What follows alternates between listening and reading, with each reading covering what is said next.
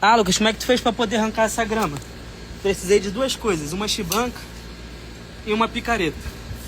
A chibanca é pra poder fazer o quadrado na grama. Então bate, ó, arrasta pra um lado e pro outro pra poder levantar a grama. Pra um lado, pro outro pra poder levantar a grama. E usa uma luva, senão dá calo. Aí tem que fazer o quê? Tem que fazer quadrados. Porque se você tentar fazer tudo diretão, não vai. Depois de tu fazer o quadrado, tu pega aqui a picareta e tem que dar lá embaixo mesmo na raiz, ó. E levanta. Dá na raiz, levanta. Dá na raiz, levanta. E assim vai. Acabou. Tá aí o quadrado, ó. Aí o quadrado que eu fiz. Agora é só fazer isso no quintal todo.